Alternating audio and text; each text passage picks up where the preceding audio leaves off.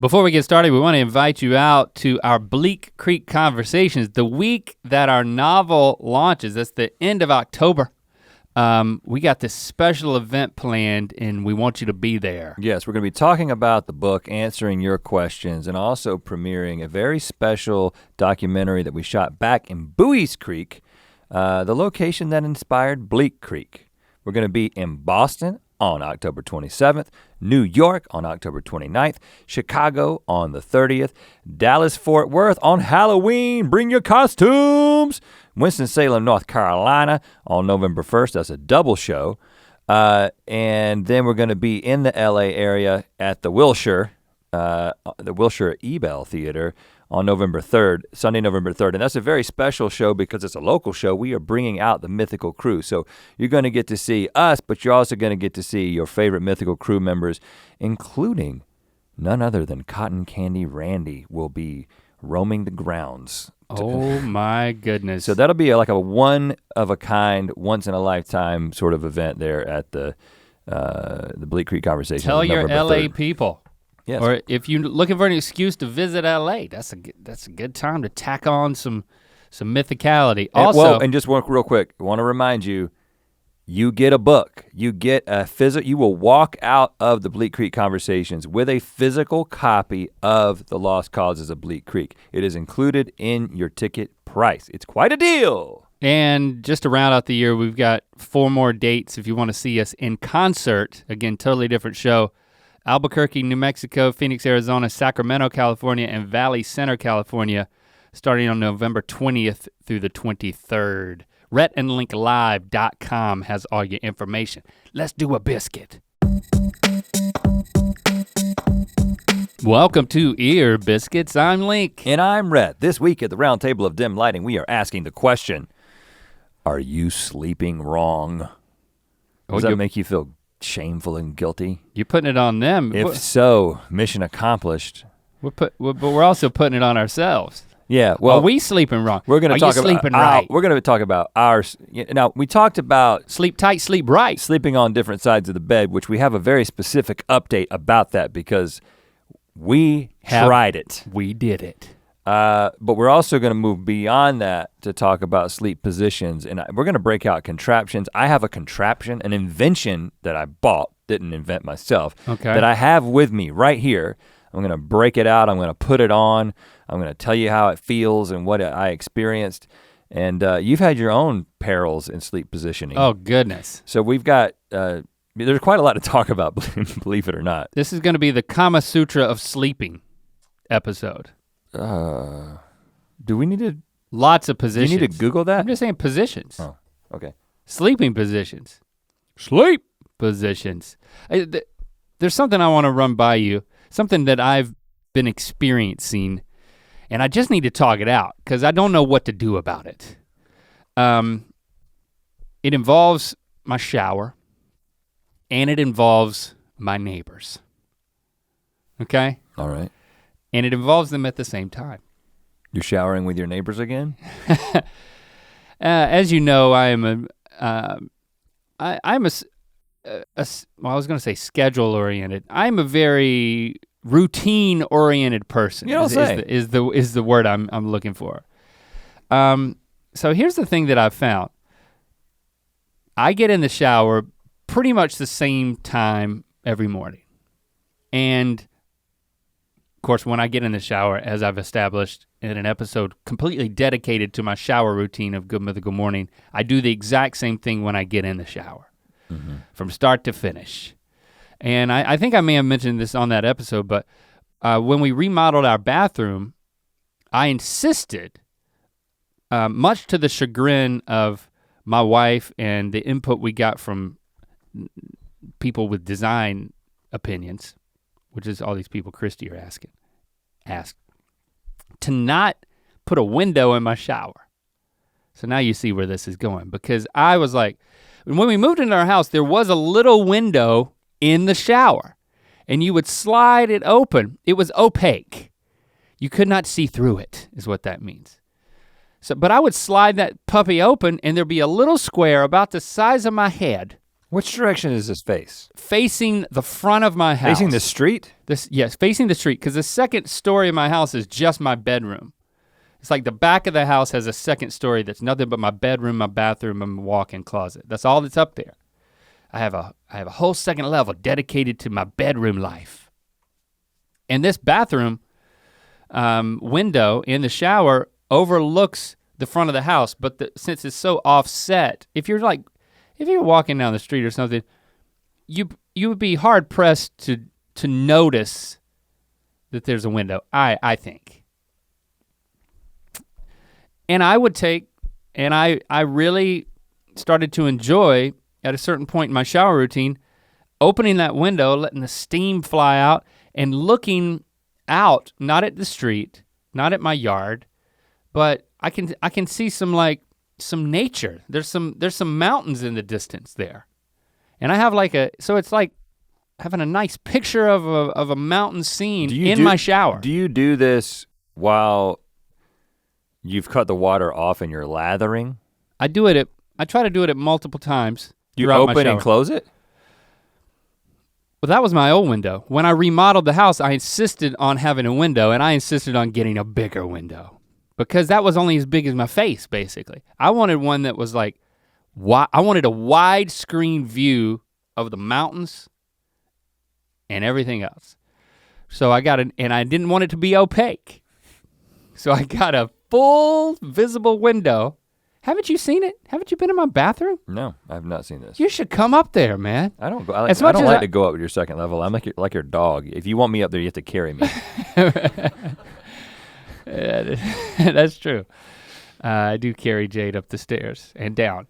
I'll carry you up there, man. As much as I've talked about my toilet and now my shower routine. I've kind of been turned off at this point. I don't want to know about it. Yeah, it's a lot. But I have to finish the story now. Okay. So yeah, I've really been enjoying, my new window is a crank window that then it opens this way, so it turns flat. But are there? So if it gets fogged up, I can open that puppy up and it gets flat and I can look above and below it. Are you saying? No, there's not a curtain in my hold on. Like a shower curtain just for the window? You're telling me that you got your wife to agree to have a see-through window in the shower that anyone can look through at any time? Not anyone. I mean, you have to be in a certain vantage point to look in that window. And it turns out that vantage point is if you're seated in your car, if my neighbor is seated in their car in the driveway when they're leaving to go to work. And it just so happens that every time I'm in the shower, lathered up, right when I get full lather and I look out that window, I can see, I can see my neighbor's driveway, I can see their car, I can see the driver's seat of one of their cars, and I can see one of them get in the car and put it in reverse and drive off. I think I can also see them see me. But they would be seeing you in the mirror? No, they see me through the window. But they're putting it reverse. Are you saying they're putting their car in reverse and then looking over their back window? Is this across the street from you? No, this is on the same side of the street. So when they pull in forward into their driveway, they're facing me. Okay, so when they're backing out, they can see up into your window. I understand. They just look out their front windshield back at their own house and look a little bit to the right at my house on the second story back there, and they can see a widescreen window with a guy lathered up taking a shower. Well, because what I was gonna say is if it was the other situation, objects in mirror are closer than they appear, you'd be fine. No, this is direct eye-to-eye contact. There's no mirror involved. This is objects are exactly the same size. Now it's not a full length. Which may be disappointing. It's not a full length window. It's a landscape window. Is it nipples up? And I would say it's shoulder blades up for me, 6 foot tall man. Okay, so so for Christy, it's safe for your wife. You're just seeing your wife's head. For Christy, it's just like it might be chin up. Is how, like if she's standing against the window, she could rest her chin on the windowsill. Does she do that? Does she open the window when she showers? I don't know. I need to ask her that. Do you still open the window now that you can see through it? Yeah, because it gets fogged up. And I want to be able to see the mountains. Have you heard of Anti-fog spray? I mean, I could come over and do that. Yeah, do that.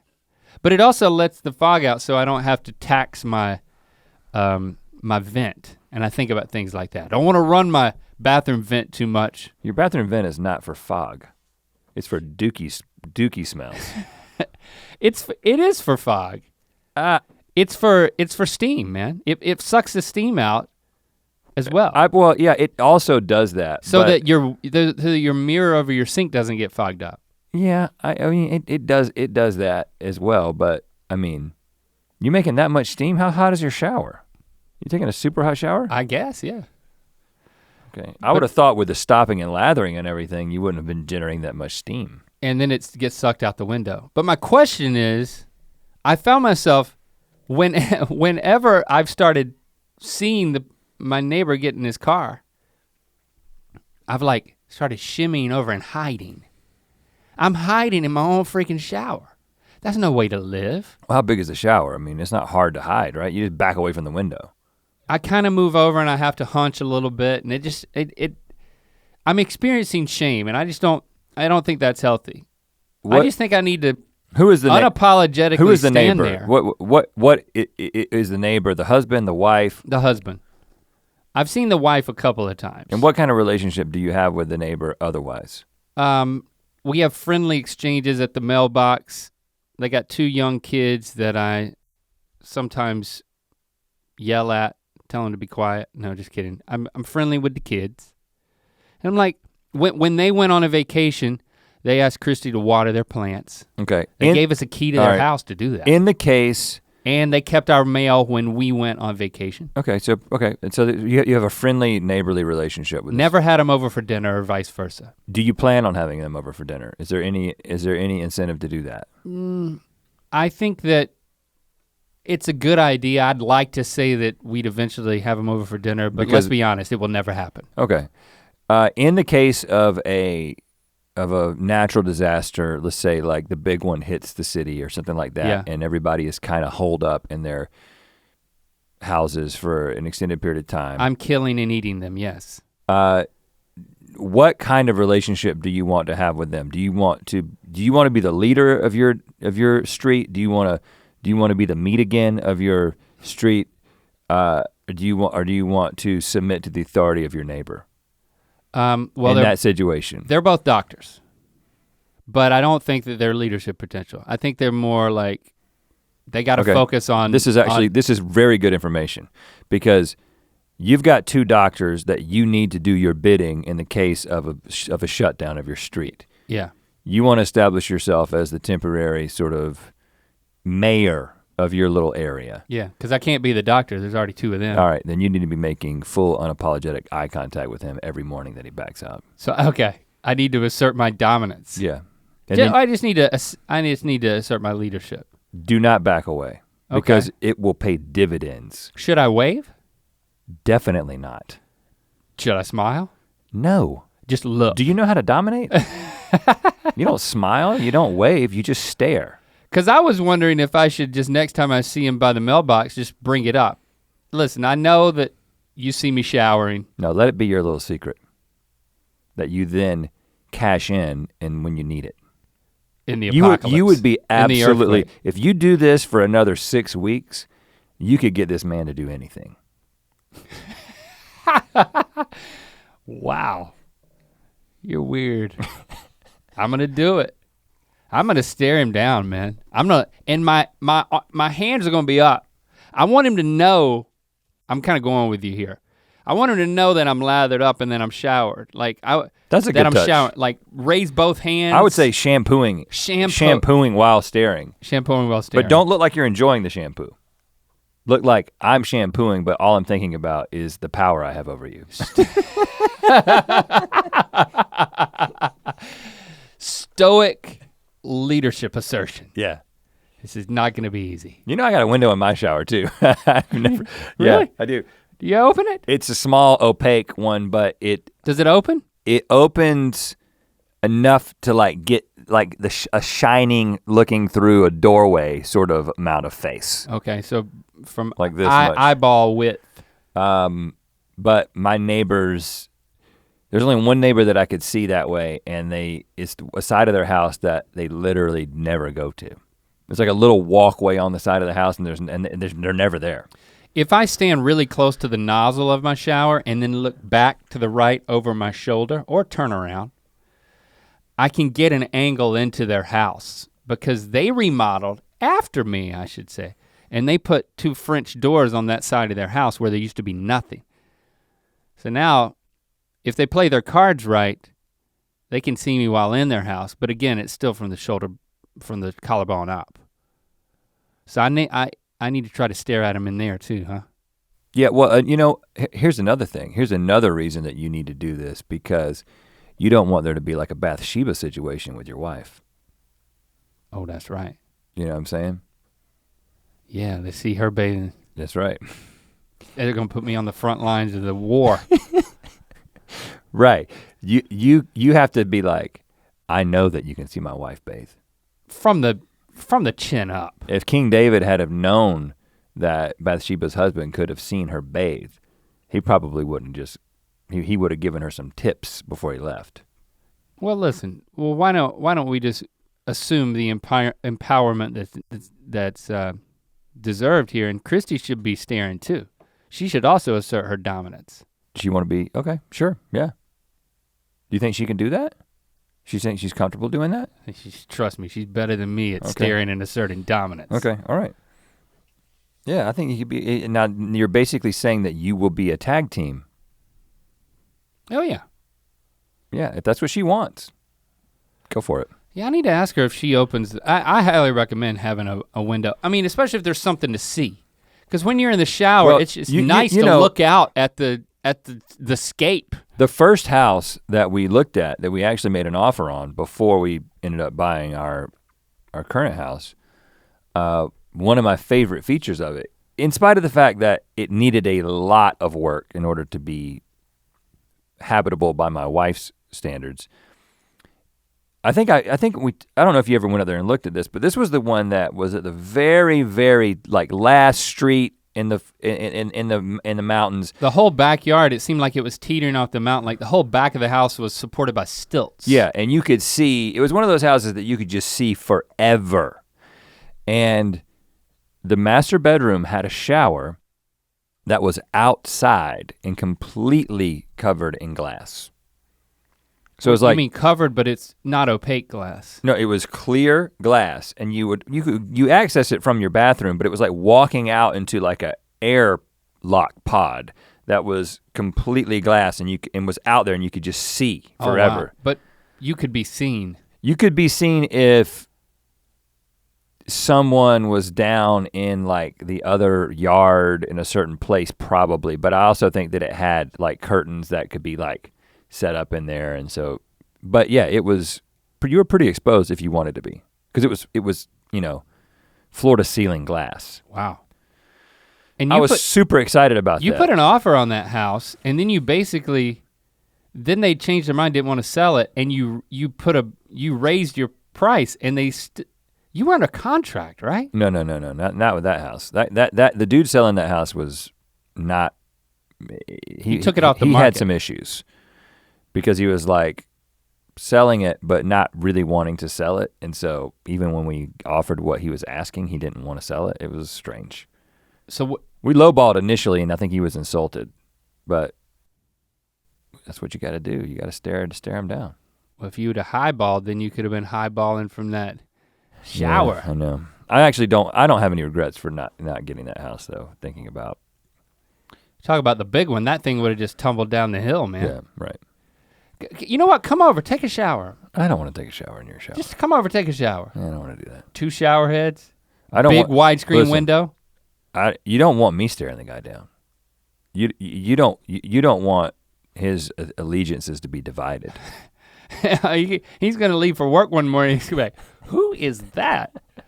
It'll be a good test, because then it'll be like, Link, I just wanted to tell you there was a man in your shower. It's like it'll be a good test. See if he wants to come clean. Okay, well let's get into let's move from the shower to the bedroom, as I suggest doing on a regular basis. But first, you know what? we have a very special sale because it's my birthday week, and for the whole week of my birthday, you're getting deep discounts at mythical.com on some of my favorite items. Now I gotta remember what my favorite items are because I listed them. What about this one you're wearing, is that one? Yeah, well primarily, the thing that I've always been most excited about in the Mythical store is the sweatshirt that I have on right now. This is my favorite design, I've made it very clear. We're bringing it back. We brought it back a couple of times because every time we bring it back, people want it and it sells out. So we're bringing it back at a discount for my birthday. I love it how you say, I've made it very clear. Like it's a source of contention. Like, oh, what is Rhett's favorite part? I just feel like I talk about it all the time, every time I wear it. But you know what? Selfishly, you're also getting a discount on Rhett's beard oil. That's my beard oil. Rhett's Wondrously Wild Wooden Berries lip balm. Also, you're getting a discount on, there's a few left of the wood grain button up.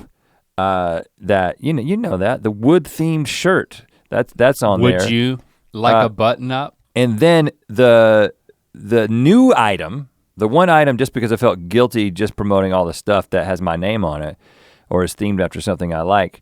My new favorite t-shirt in the Mythical store is the You Know What Time It Is t-shirt. It's like, it's got the clock running, it's kind of retro. It's a nice neutral color that almost matches my skin tone so I can kind of disappear and seem naked. I think you'll love it. You Know What Time It Is t-shirt and those other items, all discounts. I think up to 30%. Wow. We would say 42% because that's how old I am, but that's, we can't discount that much. I'm too old. So up to 30% discounts on those items for the week of my birthday, mythical.com. Okay, so we were answering a question submitted to us a handful of episodes back that a wife sprung on a husband that all of a sudden she was just gonna sleep on the other side of the bed. And we wigged out over that and talked about it. If you haven't listened to it, you can go back and listen to that one. But basically at the end of that, we discussed how we've both always slept on one side of the bed. And we went on a rampage about is that the left or the right side or whatever, but the long and short of it is we ended up saying, what if we switched? What would happen? What would it feel like, We concluded, I believe, if my memory serves me correctly, that mixing it up in the bedroom seems like a great idea. So we should try it. And then, days went by, weeks went by, and I really wasn't motivated to do it. I wasn't motivated to bring it up with Christy or to, as I said in that Ear Biscuit, just surprise her by being on her side of the bed. Because I've just felt like it can't be good. But then I just started to think about all of the listeners out there, Rhett, and they're just, they want us to be true to our word. They want us to have follow through. They want us to have backbone. Okay. If we say we're gonna try something and we got temporarily, if not prematurely excited about it, well, we need to follow through. We don't need to be those guys who just talk out of their buttholes and then don't really mean anything. We gotta be people who put action to our words and follow through to our beginnings. Like a personal pep talk. Yeah, exactly. Until yesterday when I was like, you know what? You started talking about sleeping in what you're gonna get into that I don't want to steal your thunder. And I was like, well, you know what? If you want to talk about that, we can't talk about sleeping if we don't follow through with sleeping on the other side of the bed. So let's do it. Right, so we both did it last night. I got home last night and I was like, I'm not gonna do this. And then I was like, I texted you, I was like, don't forget to sleep on the other side of the bed. Sweet dreams. Well, the reason I didn't want to do it is because I knew that it would be, it isn't like the kind of thing that your wife is going to be like enthusiastically receiving. Like I said, hey, oh, by the way, tonight we need to sleep on opposite sides of the bed. And she was like, why? I was like, for the podcast. Yeah. It's just like, do I really have to explain this? It's like, it's just do it. You said all that to her? No, I you mean, felt that way. I was feeling that way. And what did she say when you said for the podcast? Well, what she kind of shook her head first of all, and then as we were getting ready to go to, she came into the bedroom, and I was already on her side of the bed. Oh, you did what I said I was going to do. Wearing the contraption that I will show you in a second. Oh God. And like I was like in the zone. I had my iPad. I was reading a book on my iPad. You were snuggled up. And she was like, "Oh, okay." And also I was, I didn't know. Okay, what should I do about charging my phone? Because I get over to her side of the bed and like she's got a charging cable, but like the end of the cable to the phone is like completely broken off. It's just a cable that just goes to nothing. It's like I was like, whoa, it's different over here. It's like you need to call an electrician. Well, yeah. How do you do charge this? your phone? Do you wire it directly to the inside of the phone? But she was like, "Oh yeah, that happened last night. My phone dropped off the table and it broke off the piece, and then I had to get it out of my phone." Well, she should be happy to get your like, side, well, man. So I just took my cord from my side and used it on her side. And she was like, and then we couldn't find another cord, and so then she was like, "I'll just charge it in the morning." Now, but then. Last time I saw Jessie, she was asking me if she could charge her phone. Right, she always needs to charge. She's one of those people. And I said, "Could you please?" She's a 10%er, man. I was like, "Could you please turn on the noise machine?" Because the noise machine, You didn't move that. I didn't move that. No, everything else is the same. The noise machine, it's the thing I talked about when we were profiled by the Wall Street Journal. It's that. It's like a pretty large. I can't even remember the name of it. It's too big to move. No, you got it. It's got like a droid. It's got an adapter. It's like and stuff. A freaking Star Wars. I would droid? have to I have a lot of things plugged in on my side, and so she turned it on, and I was like, it's the left button, But the first thing that she said was, she was like, "Oh." Because she listened to the podcast all about sleeping on different sides of the bed. Mm-hmm. And of course we talked about the conversation that we had when I realized that it wasn't the right or the left. You're putting her in harm's way. I, as traditionally was sleeping the furthest away from the door, and so that was putting her in between, and putting her in harm's way. And so she was like, "Oh, I feel so safe over here." She's taunting you. Yeah, she was like, "I feel so safe." And also, it seems like if one of our children has an issue at night, maybe you'll be the one to go and see about it, because you're closer. She made me feel real bad. Good. But I'll tell you, I want to hear how you got into it before I talk about what my night of sleep actually involved. Yeah, I was like, "Christy, tonight's the night, baby. We're gonna sleep on other sides of the bed." And she was like, "Oh no, do we have to?" I was like, "I don't want to either." So Let's not interesting, both of you, because of the nature of your personalities, were actually worried that it was going to change something fundamental about your night of sleep. Yeah. Whereas me and Jesse were like, all right, she's gonna give me a hard time about how close I am to the action. Yeah. But neither of us were worried about it changing the quality of sleep. I had to, so yeah, we have the same charging thing, which you just put your phone, you need to get Jesse one of those things. That disc that you just put your phone down on, it charges it. I have one of those on my side. You got one for yourself. Well, no, and I got her one for let's say Mother's birthday or something, and it was Mother's Day, and her case is so thick that it's like unreliable to use a wireless charger. But so I do have one of those. I didn't have to switch that. I just had to make sure my water bottle and my lip balm was on her side. So I'm a minimalist, I guess. I mean, it's a lot of water though. It's a big bottle. Minimalist? It's probably not true. A man who has a liter of water, has lip to have, balm. Yes, you're a maximalist. So I moved everything over, and I'm getting in the bed. She's getting into bed, and she's doing a little reading, and I'm like, oh, it kind of, I'm like, wow, it kind of feels like we're on vacation. Even though we established that even on vacation, we sleep on our normal sides of the bed. It did feel like vacation to me. So I kind of got excited. I was like, whoa, This is fresh. And your divot's not as deep as my divot. That's kind of fresh too. You notice that? Yeah, like we have on our mattress. I have a little. She has a little divot. I got a deeper divot.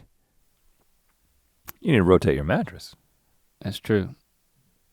Come over and do that when you're okay. When you're showering. Okay. Checking out my window.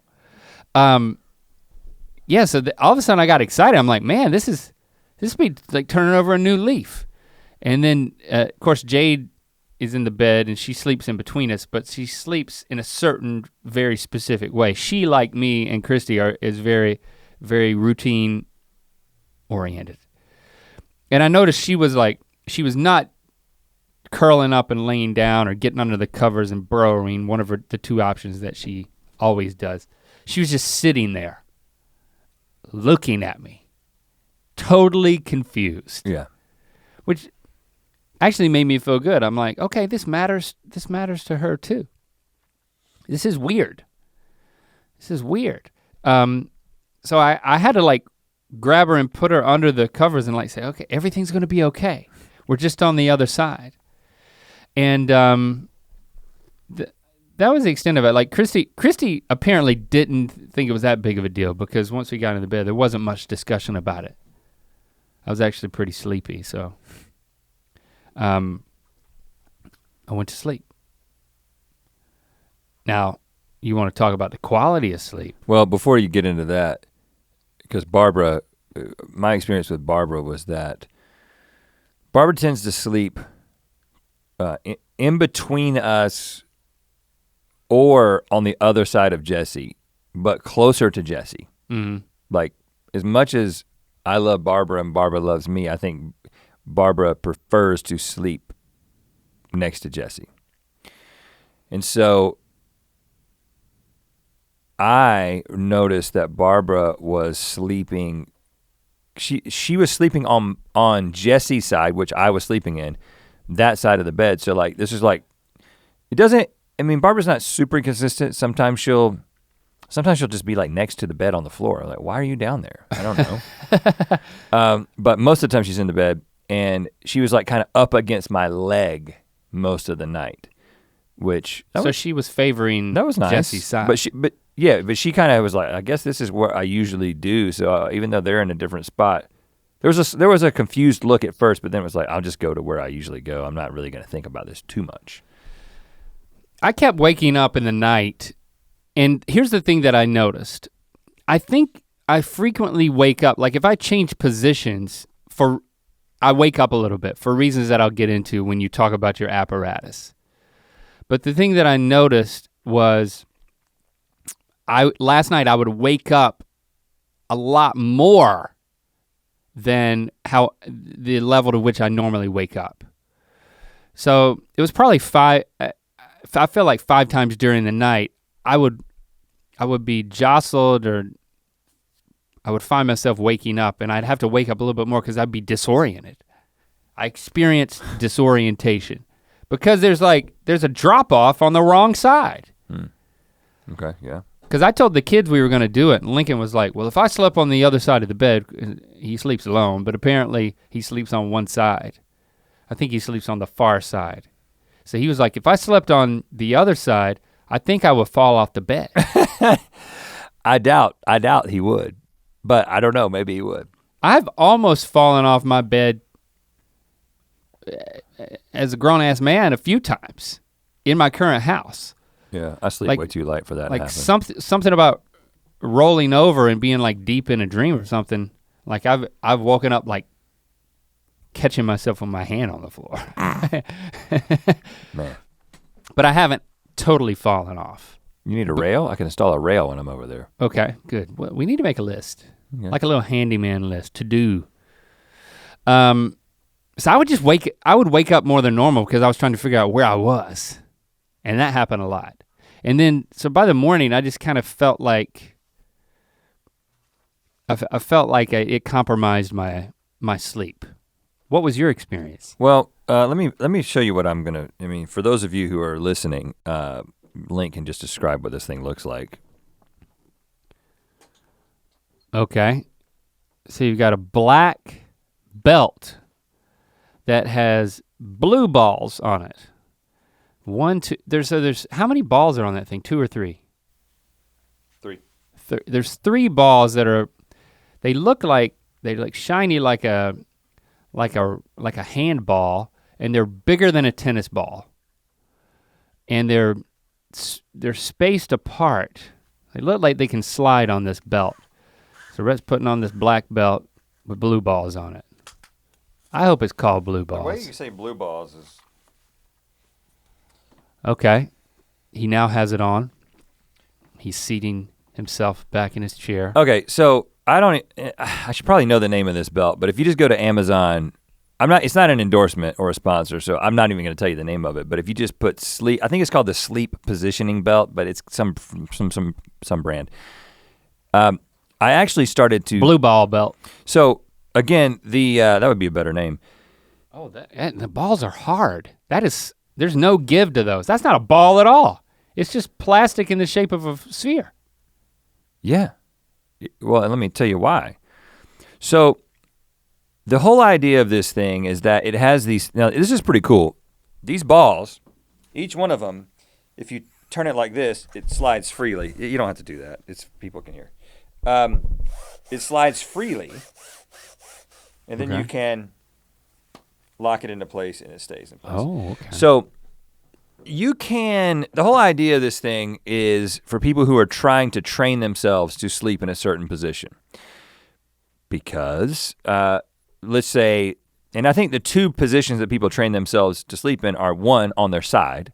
So in that case, you would take these 3 balls, and then you would loosen them, you would move them together, and then you would put it all on your back. So this is for people with sleep apnea or people with snoring problems or their aggravating partners that they sleep with. So if you slept on your back, you'd have 3 hard plastic balls. If they weren't hard plastic balls. Into your back. Now, I did see a couple people on the Amazon reviews talk about how they ended up still sleeping on their back and they woke up in pain. Kind of like when you went skiing all day with that thing in your shoe. Right. Now, while I am prone to going skiing with a contraption in my shoe, I sleep, that would be for people, that you might do this. You're a deep sleeper. So maybe people who are really deep sleepers could accidentally move and still not be awakened by the discomfort.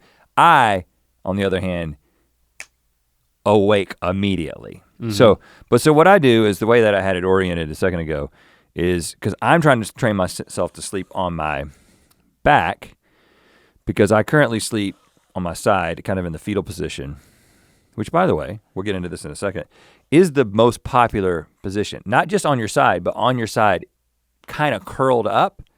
41% of all people sleep that way. And that's the majority? That's the majority, by far. Only 8% of the population sleeps on their back. That's kind of crazy. 8%? Yeah. According to sleep.org, you know. Okay. So you want to sleep on your back? Well, so you're moving. Let me explain why I want to sleep on my back. But you're putting a ball on your left hip, a ball on your right hip, and a ball on your belly button. Right. So the ball on the belly button is redundant. It's not. I mean, I'm not going to go all the way onto my belly. This is so that instead of like putting like a wedge pillow on each side of you, which is another way to train yourself, I just wear this belt. In the moment that I start to roll over to get more comfortable, because that's the way I like to sleep, I hit this ball and I either kind of in a light sleep, kind of just quit trying, or I wake up and realize that I just tried to go onto my side. Mm-hmm. Not a real pleasant way to sleep, by the way, because you keep waking up. Keep waking up. So I've been doing this for the past like 3 nights, but last night was the worst night. In fact, last night at about, I'd say 3 a.m., I took the belt off. Oh, you gave up. And just got on my side because I was like, I need sleep. I also thought that I was gonna go to the gym. My alarm was set for like 5:50. You released the blue balls. But then I didn't end up going. So, But this is why I'm doing this. But this is not a very for our test of switching sides of the bed, it's not a really good control, because like you're adding this whole blue belt situation. I personally can safely say that even my experience in sleeping closer to the door, at no point did I feel an increased level of anxiety. It isn't like I was like, oh, now I am in harm's way. It was a subconscious thing that I was doing when I was choosing the side of the bed. It wasn't a conscious decision. I know, and but so what? In practice, I realized that my subconscious decision was unnecessary. Like I didn't. But you weren't feel disoriented by having the drop off on the wrong side? No, because like I said, I sleep on both sides of the bed on vacation. We don't have a side of the bed on vacation. Okay. And I've also slept on the right side of the bed, the left side of the bed. Like I slept on the left side of the bed in my last house. Now I sleep on the right side of the bed because the door. Okay, yeah, I remember. But last night you're saying that you had the worst night's sleep you've had since starting to wear the blue belt. So that tells me that it could have been a contributing factor. I can't tell you that it wasn't. But to me, it was, I had an anxiety about getting up. This is the first night that I've done it where I was thinking about getting up and going to the gym, and I don't know. It translated into, you're not getting good sleep. You're not getting good sleep. You're gonna be tired. You need to get on your back. You need to get on your side so you can actually that was the kind of anxiety. Yeah. If I know that, if I need to work myself up to get some gumption to go to the gym and I set my alarm, sometimes I'll wake up like 2 hours beforehand and then 1 hour beforehand. Something subconsciously that kind of keys me up. So it's as if I were gonna miss my alarm or like not actually go. But I ain't wearing those balls. Well, maybe you need to be. Okay, so you wanted to sleep on your back. The reason I wanted to sleep on my back is because most of the science shows that it is the healthiest position for your back, your shoulders, and your hips. And I have issues of varying degrees with all three of those things, right? So, straight from sleep.org, I'm just gonna read it. Though it's not the most popular position, only 8% of people sleep on their backs, is still the best. By far the healthiest option for most people, sleeping on your back allows your head, neck, and spine to rest in a neutral position. This means that there's no extra pressure on those areas, so you're less likely to experience pain. Sleeping facing the ceiling is also ideal for warding off acid reflux, which is something that I've had a little bit of problem with too. Just be sure to use a pillow that elevates and supports your head enough. You want your stomach to be below your esophagus to prevent food or acid from coming up your digestive tract. Ew. However, snoozing on your back can cause the tongue to block the breathing tube, making it a dangerous position for those who suffer from sleep apnea, a condition that causes periods of breathlessness. This position can also make snoring more severe. Now, a lot of people have also said that it's better for wrinkles. Not that that's necessarily a motivation for me, but hey, I want to be as young as long as I can. You sleep on your back helps with wrinkles? It seems like it stretches your face. Well, on your side. It smushes your face on your side. This position on your side, where your torso and legs are relatively straight, as opposed to the fetal position, also helps reduce acid reflux, and since your spine is elongated, it wards off back and neck pain. Plus, you're less likely to snore in this snooze posture because it keeps airways open. For that reason, it's also the best choice for those with sleep apnea. 15% of adults choose to sleep on their side, but there's one downside. It can lead to wrinkles because half of your face pushes against a pillow. And then you're up to the 41% of adults, which is the fetal position, is the most popular sleep position. A loose fetal position where you're on your side and your torso is hunched and your knees are bent, especially on your left side, is great if you're pregnant. I think it has something to do with what organs are on what side and where the baby is and what it's pressing on, and that's why you should be on your left side. That's because it improves circulation in your body and in the fetus, and it prevents your uterus from pressing against your liver. Oh yeah, I should have read ahead. Okay. Prevents your uterus from pressing against your liver, which is on your right side. This pose is also good for snorers, but resting in a fetal position that's curled up too tightly can restrict breathing in your diaphragm, and it can leave you feeling a bit sore in the morning, particularly if you have arthritis in your joints or back, which I have both of those things. Prevent these woes By straightening out your body as much as you can, instead of tucking your chin into your chest and pulling your knees up high, you can also reduce strain on your hips by placing a pillow between your knees. And then of course the most unpopular and final position is sleeping on your stomach, which is what my dad does. While this is good for easing snoring, it's bad for practically everything else. 7% of adults pick this pose, but it can lead to back and neck pain since it's hard to keep your spine in a neutral position. Plus, stomach sleepers put pressure on their muscles and joints, possibly leading to numbness, tingling, aches, and irritated nerves. Oh yeah, so I have this long-standing experience of waking up on my stomach and I will have been sleeping on my arm, and then I'll wake up and I cannot feel it. Yeah. And like I'll shake it and it would be so bad it won't even have the tingles. And you think, oh no, I've done it. It's gonna have to be amputated.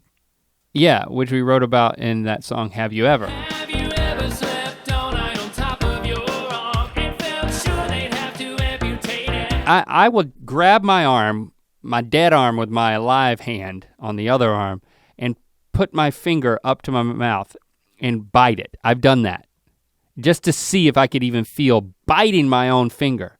Yeah. And it would just be a very numb, burning sensation.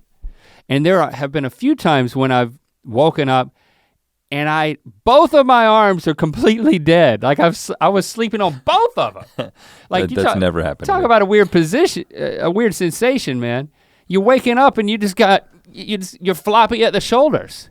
Like that is scary. And you know when you shake to try to get them to wake back up, like if your foot falls asleep, it's a lot worse if it's from your like shoulder all the way down. It hurts. Yeah, as the blood comes back. Yeah, to get the life to come back into that thing. I don't have that problem anymore because I very, very rarely make it to my stomach because of the problems that I've had with my shoulders. Right. But you find sleeping on your side, or what do you normally sleep on? You start off on your back? On my back. And you stay on your back? Usually. Now I'm very broad-shouldered, so it's like, for me to sleep on my side, it's like my shoulders have to collapse on themselves because it's like, it just feels unusually wide. Like right here, you see that? Mm-hmm. The broadness, just like it wants to collapse on itself when I'm on my side. But the problem that I had, I think I've told this story, of a number of years back, I started to get extreme pain in like inside of my shoulder, and the doctor and the physical therapist ended up saying, well, they were like, how do you sleep? And I was like, I sleep on my right side, spooning my wife with my right arm used as a pillow with my elbow bent. So it's like my bicep is against my right ear, and then my hand is behind my neck. And sometimes I'll put my hand up and I'll grab the head of the bed and just hold on, and like just in case. What? And I had this routine for a long time for when leverage? Like as I was going to sleep, I would tap a little song on the head of the bed. That wasn't annoying to anyone else that was in the bed. And it would like put me to sleep. I know I'm weird. Christy never once asked me, why are you tapping? This is like, she had already lived with me so long, she's like, I'm not even gonna ask why. She quit quit asking why. A long time ago. Probably 18 months in. Other than why did I do this? Why, God? Why does this continue? And the physical therapist said that I ground down, my bones started grinding against each other because they were constantly in this grinding fashion, like here at the tip of my collarbone and my shoulder blade. And they said it was irreparable damage, and that really rocked my world. They say you can't sleep on your side. And it was hurting so bad I could no longer do it. And so I would stop, I started sleeping on my back. And then if I rolled over. How did you train yourself to do that? If I rolled over on my side, it would hurt. Yeah. And then if I rolled over on the other side, it wouldn't hurt, but I was so afraid of doing the same thing to the other shoulder that subconsciously I would wake up whenever I'd roll on my side. Like I would wake myself up. So it was like I had blue balls in my brain. Yeah. That would wake me up. I can relate to that. So that's I don't need your belt. I got it in my brain. So now I'll wake up on my side sometimes. I wake up throughout the night trying to sleep on my side and I'll go back to my back. And last night I woke up further because once I started to wake up, I'm like, where the hell am I? Whose lamp is this? I'm in the same bed. There's a drop off over here. I don't know. I haven't given up on this, but last night was unpleasant, and one of the things I concluded is I was like, when I sleep on my side, now first of all, I favor my left side, and the reason I favor the side that faces away from my wife, and let me explain why. Again, I have very high self-preservation instincts. And, my wife, we've talked about this before, that usually large people have learned how to, like me, have learned how to not hit people. I don't step on people, I don't accidentally elbow people. You can hang out with me for an extended period of time and I'm never going to accidentally hurt you with anything. My wife is small, so she steps on people's feet. She also gets uncomfortably close. Because the stakes are low, is that what you're saying? Yeah, she also gets uncomfortably close and at times has hit me by accident with like an elbow or something. But it gets close enough on a regular basis. If I'm really close to her and she's moving or something, I don't like to get hit in the face as a general rule. Yeah. So it's not a good time. I subconsciously face away from her, which seems less romantic, and I think she interprets it as less romantic, but it's really just to protect myself. So I noticed last night once I took the blue balls off and I went to my side, I was on my right side. But I also realized that— Right side meaning you were still facing away from her? Facing away. Okay, yeah. Now— Because you're not favoring a side, you're protecting yourself. But I do, especially— You sleep in fear. Especially if, we have a California king size bed, which California king is actually 4 inches narrower and 4 inches longer. So a king size bed is 80 by 80. I went with a California king, which is 84 inches long. Not like I needed those extra 4 inches, but I'm a big man. And so I was willing to sacrifice the 4 inches of width. So you got some 76. Now, what that means is that we still have a lot of space, and if she's kind of in her position and she hasn't migrated, I will naturally sort of sleep on my right side, but throughout the night, I will probably flip sides, because it's the same reason that people who are incapacitated in bed, they have to move them, because you get bed sores. Even over the course of a night, if you don't move, certain things will start hurting a little bit. So what I noticed last night is that because I'm restricted and I can't move, I'm actually starting to get stiff. Even my back, which I'm supposedly in a healthier position, I feel like, in fact, my back is a little bit stiff today after having slept on my back. And maybe it's because I didn't have the right pillow, and maybe I should have it wasn't until halfway through the night that I started supporting my knees and getting my legs up a little bit. I just don't know, it feels restrictive. I think you just need Jesse to just kick you in the back throughout the night. Yeah, that could help. But I also prefer sleeping on my side because I often find myself in beds that are not long enough. Like if we go on tour, I can't lay on my back in that bunk bed. I'm too big. There's too much Rhett to lay on your back, unless I have my knees bent, which you can't sleep with your knees bent on your back. And so I sleep in the fetal position. Unless you're like a toddler. I sleep in the fetal position to fit in those bunks. Many hotels you go to, or if you go to an Airbnb, if they have a regular sized bed, I'm probably going to be going off of it. You got a tough life, man. So I sleep on my side. So I just don't know if I should train my brain. Like the problem with getting the blue balls into my brain is that then I will be trained to sleep on my back, and then I'll be trying to do that in all my circumstances, and I actually think it's going to be a problem in others when I have to get out of my routine of sleeping in my big bed. So I don't know what to do with these blue balls. Well, second choice is straddle a pillow. Put a pillow between your knees. That still helps with your back, right? Yeah, well, it does. Yeah, that's hips. No, I think it helps with both. It feels like, yes, sleeping on my side, but keeping my legs straight and not doing the fetal position. I mean, my back is doing fine. It's not like I'm experiencing back problems that are so debilitating that I'm trying to sleep. It's just like, you know what? I'm getting older. I already have a predisposition to back problems. I've got a little hip thing, kind of like the same kind of hip thing that you do, or it like feels like it's getting caught. I have a shoulder thing as well. You're falling apart. And so it's like, maybe I should go ahead and preempt this, but I just don't know what I'm gonna do. I feel like I'm at a crossroads. I'm at a crossroads, but I'm wearing a belt that's got blue balls on it. I think you need to sleep on your back and not worry about the travel and the restrictions of other places because that's such the minority of how you sleep. Do you think I'll just naturally adjust in those situations? And Yeah, that it'll yeah. take care of itself. Don't let the tail wag the dog of your back.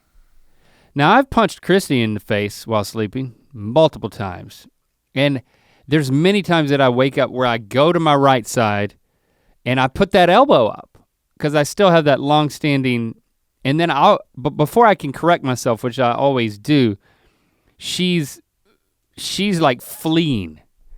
So if she were here, she'd be chiming in and saying like, I don't sleep good because I've been punched and I've been elbowed a lot. And sometimes laughed at. Well, why didn't she move? Because I've woken myself up laughing. She tolerated this in a literal double bed for the majority. For like over a 15 decade, years. 15 years of your marriage. Your wife needs like some sort of medal. There should be some kind of link last medal. She's lasted with a link. She should have some sort of like, you know. That's what I'm gonna get her for you talk about Mother's Day, maybe Christmas.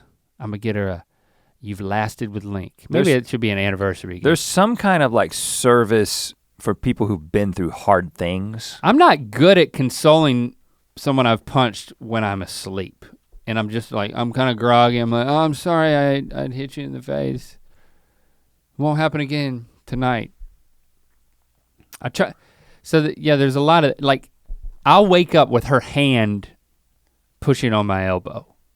It's just like, you know, like some people have to roll over their snoring partner, like kind of log roll. She has to like push the elbow away.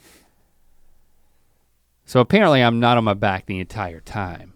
Oh yeah, I'm moving around a lot. I mean, I don't. But we need plexiglass. Well, I watched a movie one time, and it was about an Amish family. And I don't know exactly why they did this, but they had to put the boy and the girl in the same bedroom. It's not a documentary, it was a movie. And they put a board in between them. It was like a bed board. So like when a man and a woman, a boy and a girl needed to sleep in the same bed, but they didn't want them to mess with each other. Well, they're not siblings, are they? No, they weren't siblings. It was like, oh, your cousin from so-and-so is coming into town. He's got to sleep in this bed, so we're gonna put this board up. Okay. But then those hands reached across that board. Oh yeah. It wasn't that kind of movie, but I think it just illustrated the, you know, you can't stop the lustful intentions of teenagers with a piece of wood. No pun intended. I mean, are we slowly creeping towards the old married couple sleeping in separate beds? Like my grandparents slept on, like my mom's parents, they slept in twin beds on opposite sides of the room. Well, I could get into a lot of trouble by giving my actual thoughts on this. Do it. This will never happen in my house, I don't think. Because the idea of sleeping in separate beds is like so quintessentially unromantic in my wife's view. Now, I think, first of all— What if you made it technologically cool, like it's two twin beds that they're smushed together, and then, you know, you push a button and they go on tracks to like opposite sides of the room. That seems like overkill because you don't need more than one bed to like one, you don't need a super wide bed to make love. I don't know how you make love, but typically I'm taking up the amount of space that one person takes up. No, I use all available real estate. But what I'm saying is that typically you have to be in physical contact with each other. So you're only taking up so much space. True. I might use all four corners of the California king size bed, but it's just because it's there to be used. If the bed was cut in half, there's still four corners. There's a lot to do. and I don't think, like, I feel like the thought is, if you sleep in a separate bed or even in a separate room like Jesse's grandmother did for a long time, for as long as I ever knew Gaga and Papa, they were in separate rooms. I bet that was snoring related. Yeah, it probably was. I don't think it necessarily, I could see how being in separate rooms would be a problem. And I could see how you could think that being in separate beds would lead to less overall physical contact and therefore less, intimacy. Maybe that's true. I don't think that would be the case. I don't think it would be the case either, because it doesn't happen by accident. It's not like you roll over and like, whoops. Right. Look what's happening. Yeah. And so because of that, I feel it's not gonna happen, and I sleep fine, but I do, I'm such a light sleeper that, if my wife wakes up to go to the gym, I wake up. There's no world in which I don't wake up. And even with the noisemaker never going off, even if I put a sleep mask on, I have this just like sensitivity to I'd be a good like watchman. You know what I'm saying? So in conclusion, what are you gonna do? You gonna stick with the balls, man? Give it another week? Yeah, I feel like I gotta try it for a little bit longer. Sleep on your back, you gotta do it. Get your own bed. I feel like I Go all the way. I'm gonna go to the point where I'm, without the balls, able to sleep on my back and see if there's a noticed improvement in like joint health. I am not, however, gonna sleep on Chrissy's side of the bed anymore. Been there, done that. I did it for you. I didn't learn that much. But it's over. Jesse did say I could get used to this when we did it last night, but I doubt that she'll be on my side of the bed when I get home tonight. Right, because why? Yeah. I mean, there's books to move. There's books to move. There's chargers to shenagle. Yeah, I mean there's drawers. Our drawers are so different. Let's have a rec. You gonna recommend something? Yeah, I am. I'm going to recommend a television show that is for a specific sense of humor. I showed it to you. I made you watch 2 episodes. It's I Think You Should Leave with Tim Robinson. It's a sketch show on Netflix. I Think You Should Leave. And it is so dumb. It is just such a dumb show. And that's why I like it. To make you feel smart? No, make you feel it's dumb. not dumb in like trashy reality TV. I'm saying that like it's just stupid comedy. It's just taking, and well, in a sense it's smart in the way that they do it, but it's just like a large percentage of the population would watch it and be like, this is just too stupid. This is just too crazy for my sensibility, but I very rarely encounter something that's too stupid for me. So I highly recommend it. And the short episodes are like 15 minutes long. Apparently this guy was I think he was a writer and maybe a very, very short-lived cast member on SNL. I think he's kind of from that world. But it is, and there's a bunch of like, noticeable, recognizable celebrity comedian cameos in it. And it's just really, really stupid. Go for it. I actually think we should leave. Hashtag Ear Biscuits. Let us know what you think. Where do you sleep? And why? You rolling around? Did you try? Will you accept the challenge and let us know? Sleeping on the other side of the bed. And if you need a set of Hashtag Ear Biscuits. if you need a set of blue balls Depending on how my experiment goes, I might be selling some on Craigslist. We'll talk at you next week. Hashtag blue balls. To watch more Ear Biscuits, click on the playlist on the right. To watch the previous episode of Ear Biscuits, click on the playlist to the left. And don't forget to click on the circular icon to subscribe. If you prefer to listen to this podcast, it's available on all your favorite podcast platforms. Thanks for being your mythical best.